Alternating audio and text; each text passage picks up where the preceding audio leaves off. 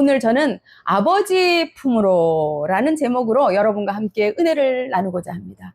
본문은 누가복음 15장 11절부터 24절의 말씀인데 우리가 잘 아는 무슨 이야기죠?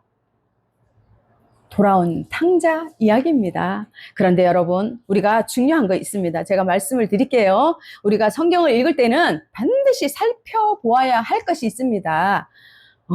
성경을 바르게 이해하기 위해서는 그 당시에 문화적, 사회적, 역사적 이 배경, 앞뒤 정황 뭐예요? 그게 매끄럽게 하는 것이 문맥이라 하죠. 그것을 잘 보고 해석하는 것은 매우 중요합니다. 왜냐하면은 문자 그대로 성경이 나온 문자 그대로 해석하는 것은 위험하기 때문입니다.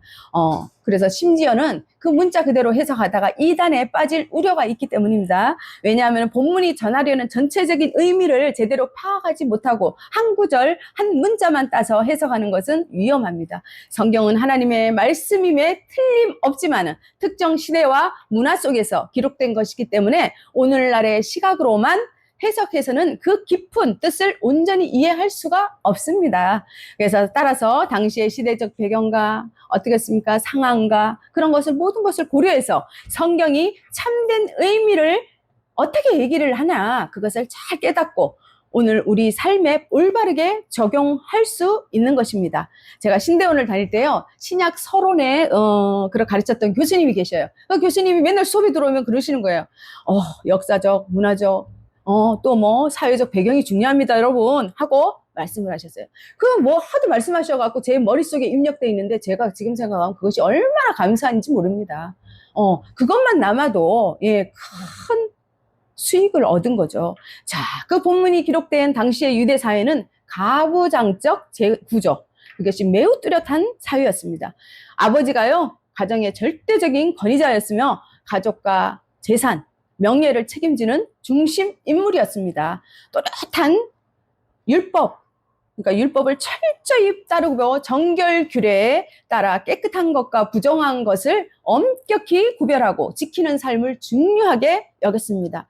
사회 전반적으로는 체면과 명예를 중시했고 나이가 지위가 높을수록 더욱 큰 존경을 받는 위계적인 문화라고 할 수 있습니다. 그런 문화가 자리 잡았겠죠. 이러한 배경 속에서 성경 본문을 이해할 때 그 말씀의 깊은 의미는 더욱 선명하게 우리에게 다가오고 이해가 되는 것입니다. 오늘 본문은 단순한 가정의 이야기가 아닙니다, 여러분. 이 내용은요, 하나님과 우리와의 관계, 잃어버린 영혼이 돌아오는 회복의 드라마입니다. 드라마 좋아하시죠, 여러분? 안 보셔요?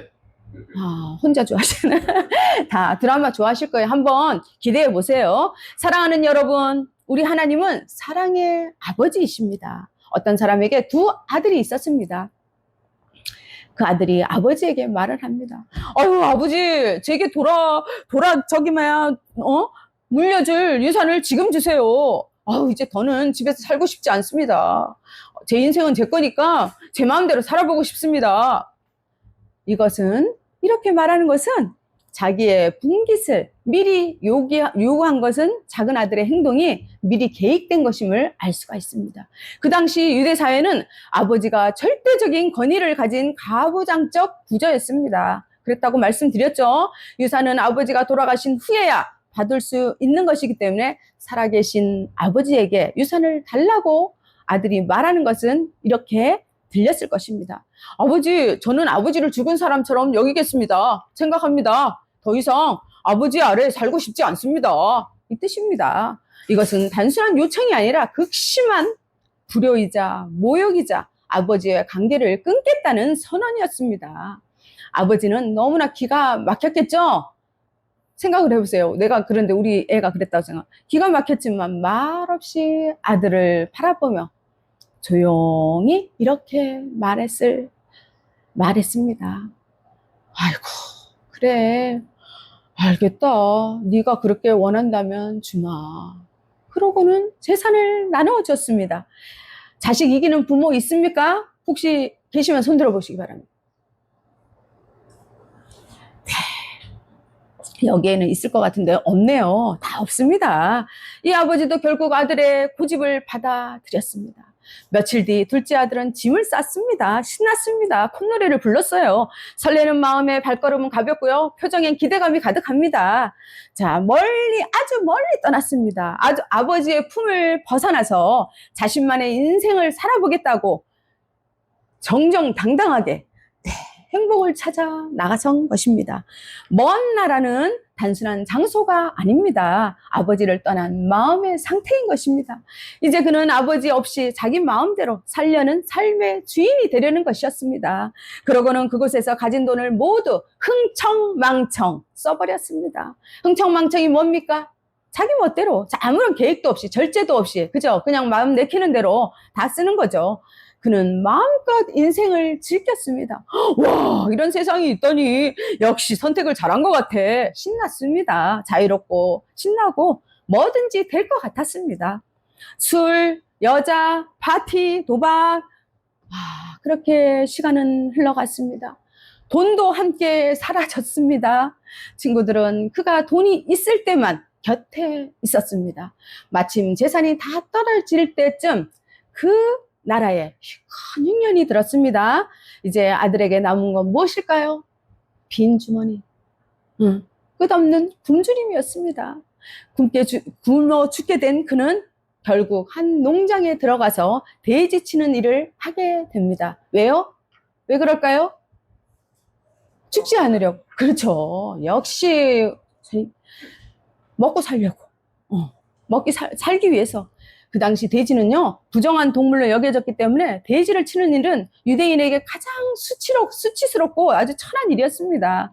또한 율법에 따라 돼지가 부정한 동물이었기 때문에 돼지와 함께 지내는 것 자체가 가장 낮고 더러운 상태를 뜻하는 것입니다. 아들은 돼지 우리에서 땀을 뻘뻘 흘리며 더러운 상태를 뜻하는 거죠. 뻘뻘 흘리며 힘겹게 일을 하고 있었습니다. 배가 고프다. 돼지가 먹는 지엽 열매라도 먹고 싶다. 그런데 나에게 아무도 주는 사람이 없어. 아이고, 불쌍한 내 신세. 아이고, 한숨이 절로 나옵니다. 지엽 열매는요, 짐승 사료였기 때문에 사람이 먹기엔 형편없었지만 그 굶주림을 견디기 위해서 그것을 간절히 원했는데도 어떻게 했어요? 아무도 그에게 먹을 것을 주지 않았다는 말이지요. 주변 사람들로부터 철저히 외면당하고 무시받았다는 뜻입니다. 그만큼 그의 상황이 얼마나 처참했는지 잘 보여주고 있습니다.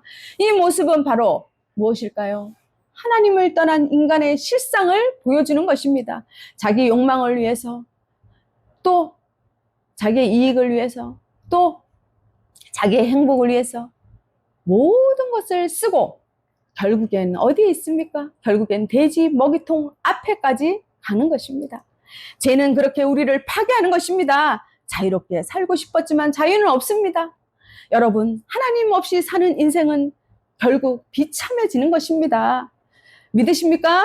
아멘. 하나님만이 우리를 살릴 수 있는 유일한 분이심을 믿으시기를 축복합니다. 아멘. 아들은 그 더러운 돼지 우리에서 초췌한 누더기 같은 볼품없는 자신의 모습을 보았습니다. 아들은 그러다가 문득 정신이 바짝 들었습니다. 아이고, 내가 왜 이렇게 되었지? 내가 지금 뭐 하고 있는 거야? 아버지 집에는 품꾼도 잘 먹고 잘 사는데 말이야. 나는 이제 여기서 굶어 죽게 생겼잖아. 아이고, 한숨이 절로 나옵니다. 그래, 돌아가자. 아버지께 한번 이렇게 말해봐야겠어. 아버지, 제가 하늘과 아버지께 죄를 지었습니다. 아들이라 불릴 자격도 없습니다. 저를 품꾼의 하나로 써주세요. 그런데 아버지가 날 용서해 줄까? 그래, 그래도 종으로는 받아주실지 몰라. 여러분, 이 생각은 무엇입니까? 자신의 죄가 무엇인지 분명히 고백하고 그에 따른 결과로 아버지로부터 어떠한 대접을 받아도 그것에 기꺼이 순종하겠다는 결심을 나타내는 것입니다. 여러분, 실행하는 것이 매우 중요합니다. 우리가 알고 깨닫고. 그런데 있으면은 아무 소용이 없죠. 중요한 것은 뭐예요? 실행. 실행. 그렇죠. 아멘. 왜 이렇게 설교들을 잘 들으시는지 모르겠어요. 저는 막 행복합니다. 자, 깨달아도 결심하여도 행하지 않으면 아무 소용이 없는 것입니다. 결국에는 실행, 실천에 옮겨야 되는 것입니다. 우리 그리스도의 삶도 마찬가지겠죠? 자, 둘째 아들은 떨리는 마음으로 집을 향해서 뚜벅뚜벅 걸어왔어요. 만감이 교차하겠죠. 아버지가 나를 살려줄까? 아버지가 나를 도와줄까? 아버지가 나를 용서할까? 뭐 여러 가지 생각을 했을 것입니다. 마음속으로 중얼거리며 걸어갔습니다. 아버지 용서해 주세요. 아버지 제가 잘못했습니다. 눈물이 뚝뚝뚝뚝뚝 떨어지며 정말 눈물이 메마릅니다. 눈물 흘릴 힘도 없습니다. 아들은 지치고 걸음조차 제대로 못 걷는 모습으로 비틀비틀거리면서 한 걸음 한 걸음 아버지를 향해 가고 있었습니다. 그런데 그때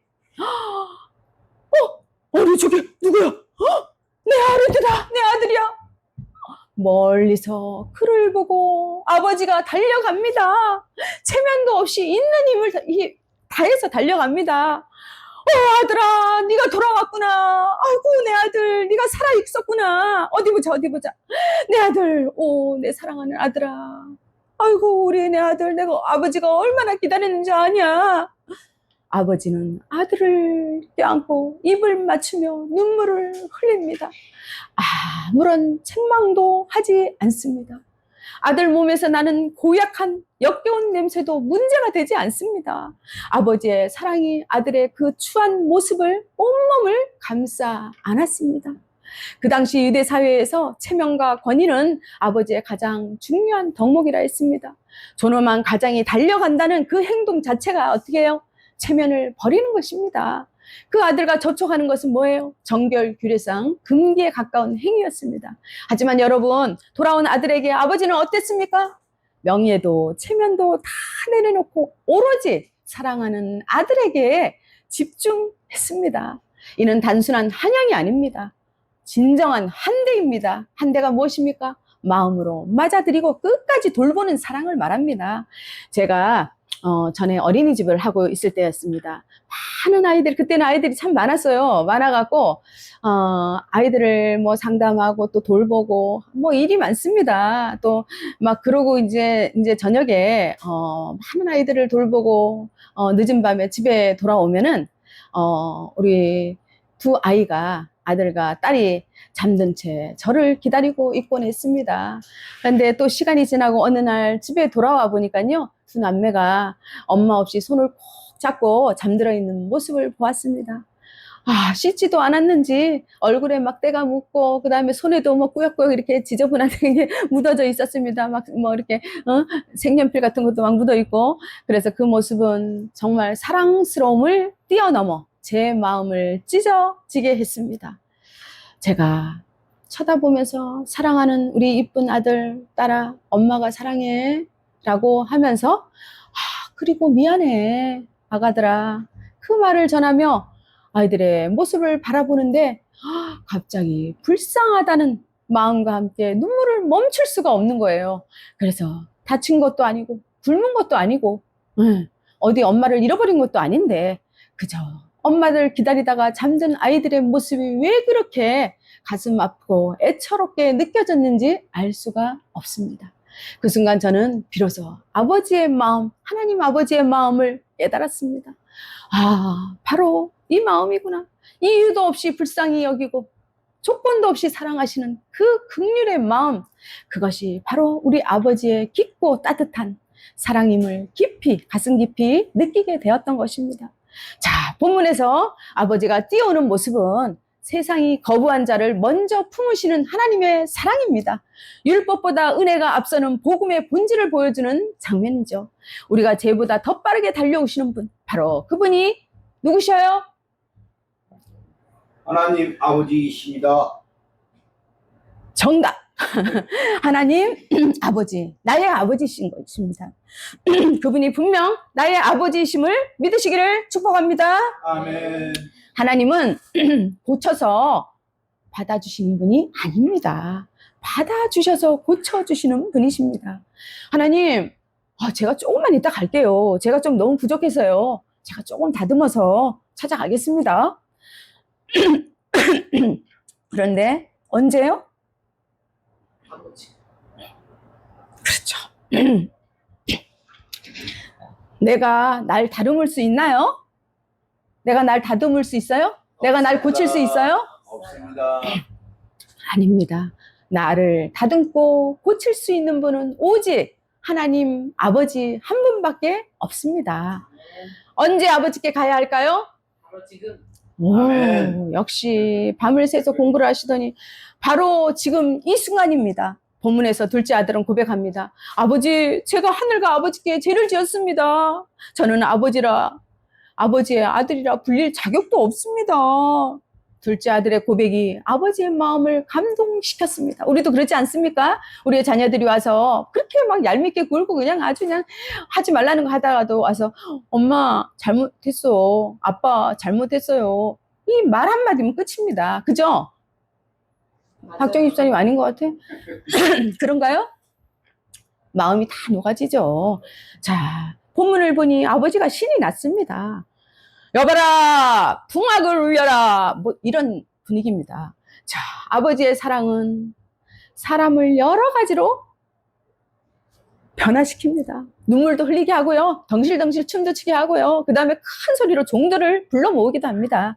자, 어서 오너라. 내 아들에게 제일 좋은 옷을 입혀라. 또 손에 반지를 끼워주고 발에는 멋진 신발을 신겨라. 그리고 살찐 송아지를 잡아라. 살찐 송아지가 무슨 죄가 있다고. 살찐 송아지를 잡아라. 자, 얼마나 좋은 아버지가 좋았을까요? 오늘 내 사랑하는 아들을 위해 잔치를 벌이자. 아버지의 얼굴은 기쁨과 눈물로 가득 찼습니다. 내 아들은 죽었다가 살아났고 잃었다가 다시 찾았노라. 이보다 더 좋은 일은 없다. 얘들아, 같이 함께 잔치에 참여하자. 자, 우리는 본문을 통해 깨닫습니다. 첫째, 하나님 안에 거하라는 것입니다. 이 본문에 나오는 둘째 아들의 집안에는 기쁨의 잔치가 열렸습니다. 왜요? 그토록 사랑하는 아들이 돌아왔기 때문입니다. 기쁨의 노래가 온 집안에 울려 퍼졌고 그날 밤 둘째 아들은 아버지의 품 안에서 비로소 진정한 쉼과 안식을 누릴 수가 있었습니다. 자, 그럼 여러분 진짜 쉼이 뭐 있는데 쉼은 쉬어야 돼요. 그죠? 우리도 쉬어야 되는데 진짜 쉼은 무엇일까요?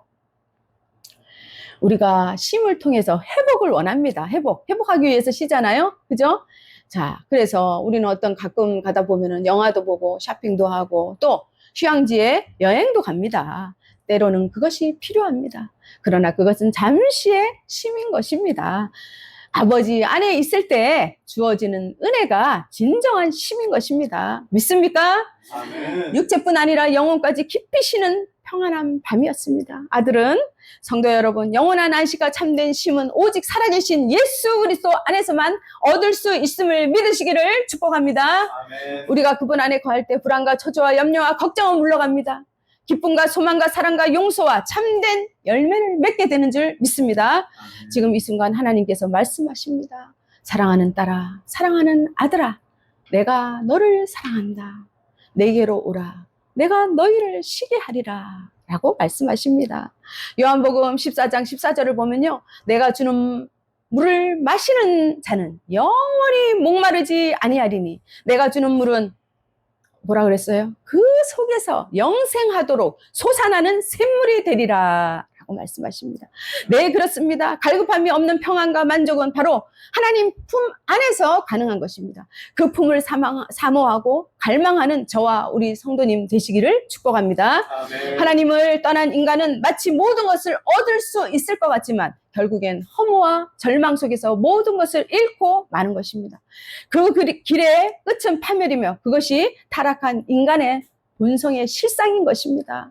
이사야 56장 6절을 보면요, 53장 6절을 보면 우리는 다 양 같아서 그릇 행하여 각기 제 길로 갔거늘 이라고 말씀하십니다. 우리는 목자의 인도보다 자신의 고집과 욕망을 따르는 완고한 본성을 지니고 있습니다. 자, 둘째 아들은 하나님의 간섭을 싫어하고요, 자기의 뜻대로 어떻게 써요? 살기를 좋아하는 인간의 모습을 잘 보여줍니다. 이는 우리 인간이 하나님을 떠나는 것, 하나님과의 관계를 단절하는 것, 불순종, 자기중심적 삶이 곧 죄라는 사실을 알려주고 있습니다. 하나님은 우리를 외면하지 않으시고 다시 품으시며 돌아오기를 간절히 기다리십니다. 이 영상을 보시는 여러분, 하나님께 돌아오십시오. 하나님 안에 거할 때 비로소 우리는 참된 평안과 생명을 누리게 되는 것입니다. 하나님을 떠난 인간은 잠시 자기 세상을 만난 듯하고 모든 것이 제 마음대로 될 줄 생각하지만 결국에는 어떻습니까? 죄와 세상의 노예가 되어서 살아갈 수밖에 없는 것입니다. 참 자유를 꿈꿨지만 어떻습니까? 자신의 속박하는 어두움이 기다리고 있는 것입니다. 여러분, 인간에게 진정한 자유란 하나님 안에 있을 때 그때 가능한 것입니다. 왜냐하면 오직 진리가 우리를 자유케 하기 때문입니다. 물고기가 물을 떠나서 살 수 있나요? 살 수 없죠. 금방 죽어버립니다. 인간이 하나님을 떠나서 자유할 수 없으며 불행과 고통의 연속된 삶을 사는 것입니다. 돈과 지위와 명예와 부귀와 영화가 행복을 줄 것 같습니까? 그 행복은 잠시뿐입니다. 인간의 진정한 자유는 하나님 안에서 누리는 것이며 하나님을 떠난 자유는 진정한 의미의 자유가 아니라 방종인 것입니다. 예레미야 24장 7절을 보면요. 나는 그들의 하나님이 되고 그들은 나의 백성이라. 백성이 되리라 라고 말씀하십니다. 우리는 누구의 백성입니까? 네, 그 어려운 것도 다 마치시고요. 네, 바로 온 우주 만물을 말씀으로 창조하신 바로 그 하나님의 백성인 것입니다. 그러니 얼마나 우린 복된 인생입니까? 우리는 하나님 품에 있어야 합니다. 안전합니다. 그 품이 마르지 않는 뭐예요? 생수입니다. 다 같이 따라해 보겠습니다. 생수! 생수. 바로 생수입니다. 자, 우리는 하나님을 떠난 자는 누구라도 영의 주림을 느끼며 살게 되는 것입니다. 하지만 하나님과 함께한 자는 아무리 비천한 자라도 없는 자라도 또 병든 자라도 영원히 줄이지 않고 풍족한 삶을 누리게 됨을 믿으시기를 축복합니다. 아멘. 둘째, 우리의 회개와 아버지의 용서는 회복인 것입니다. 여러분, 아들이 아버지를 생각하고 돌아와서 회개하는 것, 그 고백, 그것이 아주 매우 중요합니다. 우리 죄인이 하나님 앞에 나아가는 방법이 바로 회개라는 것을 알려줍니다. 회개하는 자는 타락 이전의 지위를 완전히 회복함을 강조하는 것입니다. 요한복음 16장 9절을 보면요. 죄에 대하여 함은 그들이 나를 믿지 아니하며 예수님을 믿지 않는 것, 하나님과의 관계가 끊어진 것, 관계하지 않으려는 것, 죄의 본질임을 분명히 알 수가 있습니다. 그렇다면 어떻게 하면 죄에서 벗어날 수 있을까요? 어떻게 하면 우리가 구원을 받고 영생을 받을 수 있을까요? 자, 그것은 답이 나왔습니다. 자, 생각하는 답이 있는지 보세요. 착한 일을 많이 해야죠.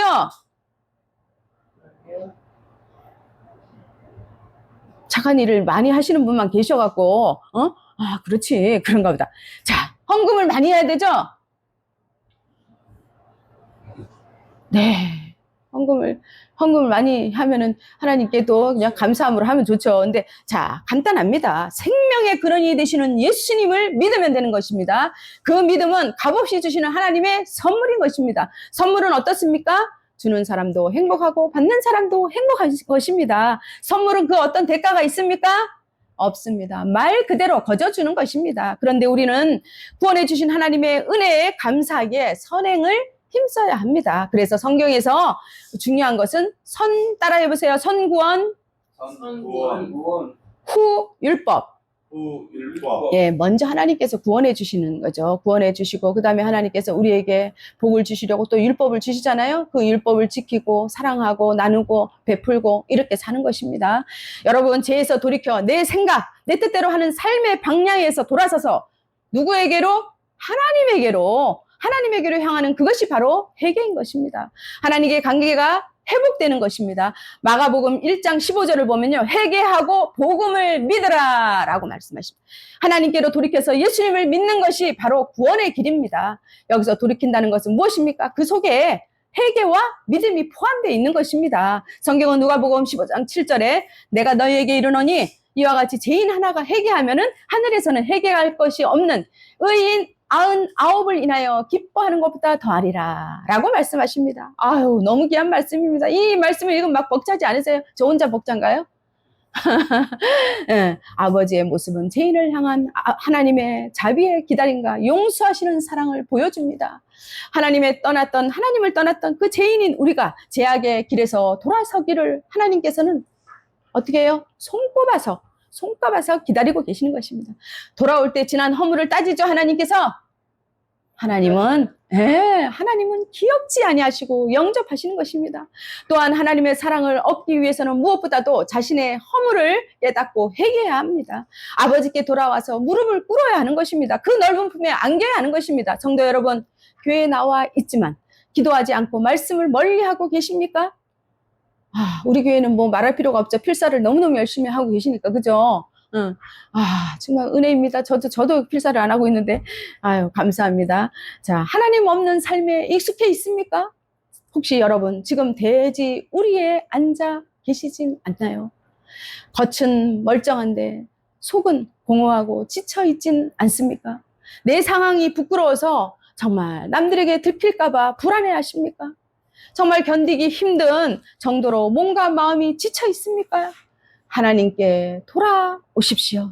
하나님이 주시는 마음은 낙심과 절망과 미움과 분노와 거짓과 혼란과 분열과 정죄가 아닙니다. 여러분, 하나님이 주시는 마음은요, 온전한 평안이고 또 하나됨입니다. 분열이 아닙니다.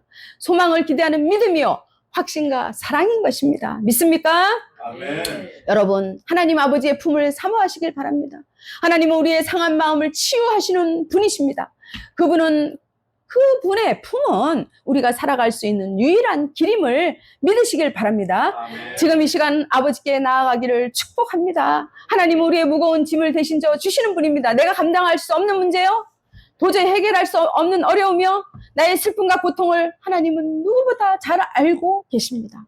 그리고 우리가 돌아올 때 그 슬픔은 기쁨으로, 또 고통은 회복으로 바뀔 줄 믿습니다. 아멘. 하나님의 품을 사모하는 여러분을 축복합니다. 성도 여러분, 그리고 이 영상을 시청하는 모든 분들, 지금도 하나님은 분명히 살아계십니다.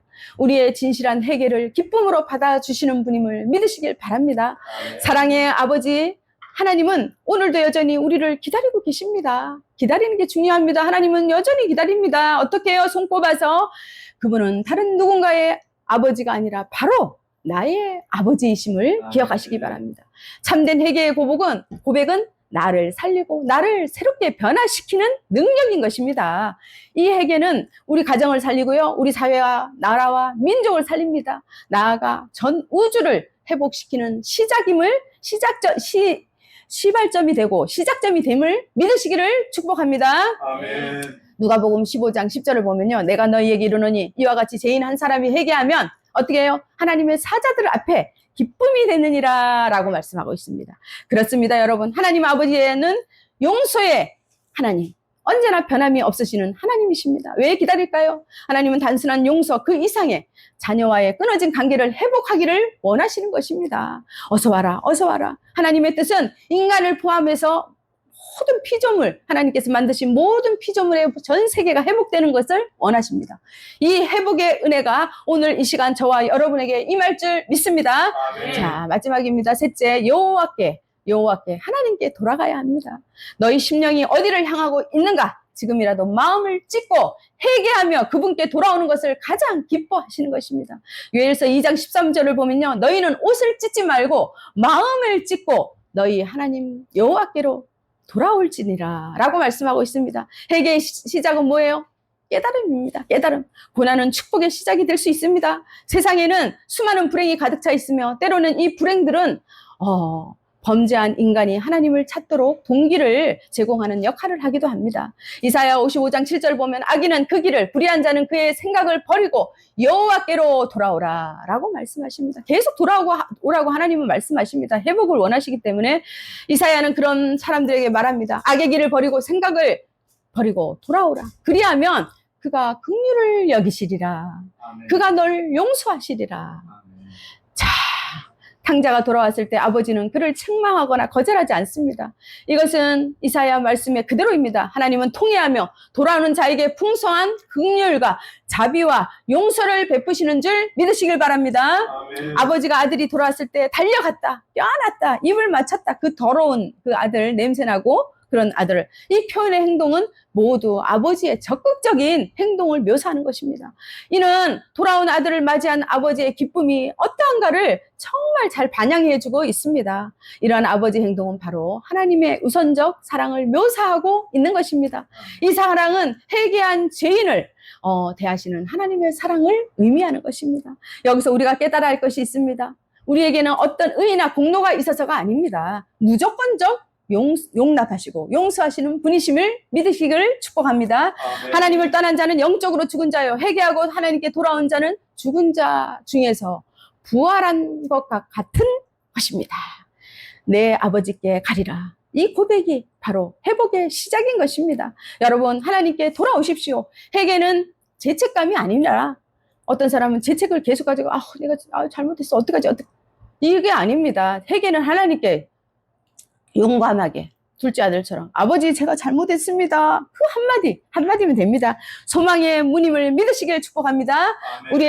우리를 정죄하기보다 회복하기를 원하시는 아버지의 마음이 있기 때문에 우리는 그렇게 하면 됩니다. 회개하고 돌아오면 은혜의 회복, 신분의 회복, 비전의 회복이 찾아온다는 그 사실을 믿으시기를 축복합니다. 아멘. 혹시 지금 마음이 하나님과 멀어진 분이 계십니까?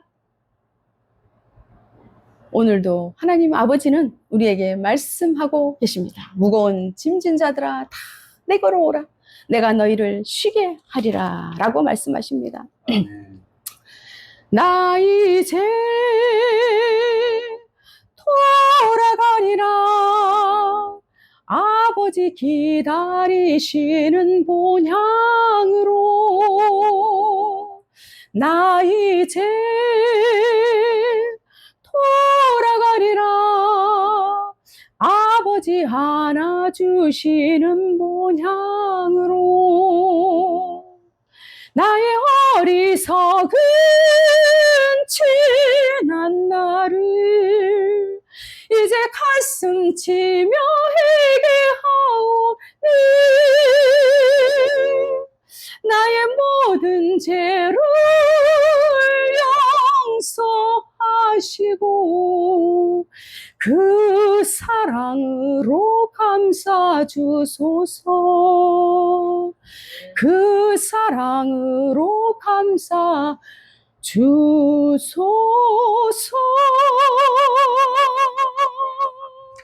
아멘. 자, 우리 다 같이 옆에 계신 분들에게 바라보며 외쳐보겠습니다. 하나님께 돌아가자. 하나님께 돌아가자. 사랑과 긍휼의 하나님 아버지, 탕자의 이야기를 통해서 가정의 소중함과 아버지의 사랑을 다시금 깨닫게 하시니 감사합니다. 하나님, 우리의 가정도 때때로 상처와 오해, 멀어진 마음들로 인해서 깨어질 때가 있습니다. 아버지, 언제나 주님의 품에 거하게 하여 주시옵소서. 언제나 아버지의 눈물은 오늘 우리 가정에, 사회에, 나라와 민족 위에 회복의 강물이 흐르게 하여 주시옵소서. 자녀는 부모에게로, 부모는 자녀에게로, 부부는 서로의 마음에 다시 다가갈 수 있도록 성령께서 친히 역사하여 주시옵소서. 무엇보다도 삶의 방향, 돌아온 탕자에게 새 옷을 입혔듯이 우리의 가정에도 새 옷을 입혀주시고, 우리나라에도 새 옷을 입혀주시고, 우리 사회에도 새 옷을 입혀주시옵소서. 사랑과 용서, 그리고 기쁨의 잔치가 다시 시작되게 하여 주시옵소서. 이제 우리가 받은 이 사랑으로 이 세상 속의 다른 가정들까지도 회복과 복음으로 섬기게 하여 주시옵소서. 살아계신 예수 그리스도의 이름으로 기도합니다. 아멘.